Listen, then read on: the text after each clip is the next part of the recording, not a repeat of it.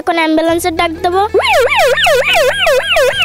Ambulance, পুলিশের গাড়ির emergency horn, ঘোড়া, কাক, বিড়াল সহ নানা ধরনের পশু পাখির ডাক দিচ্ছেন 7 বছরের আব্দুল্লাহ। তার এই কর্মকাণ্ড দেখে অবাক সবাই। তো আমরাই অবাক হয়ে যাই যে ছোট হিসাবে এই সব ডাকগুলো কিভাবে বানায়। এখন আমি কুকুরে ডাক দেবো। ছোটবেলা থেকে আব্দুল্লাহ ফরিদপুরের মধুখালী উপজেলা হাসপাতাল এলাকা ও বাজার থেকে গাড়ির শব্দ শুনে শুনে এই ডাকগুলো রপ্ত করেছেন। আমি এগুলো শিখছি যে বাজারে গেছি, হসপিটালের সামনে গেছি, এখন দেখি যে অ্যাম্বুলেন্সের শব্দ এসে আমার কানে আসে, তাই আমি এটা শেখার চেষ্টা করছি বা আমি শিখেও ফেলছি। হুবহু যানবাহন ও পশু পাখির ডাক নকল করে এলাকায় এক বিশেষ ধরনের পরিচিতি সৃষ্টি করেছে আব্দুল্লাহ। এখন অনেক মানুষই বলে যে তুমি একটা ভিডিও করবে আমাদের সাথে, এখন সবাই এটা বলে, তাই আবার সেনকে আবার বাজার পেতে অনেক মানুষ আবার ধরছে।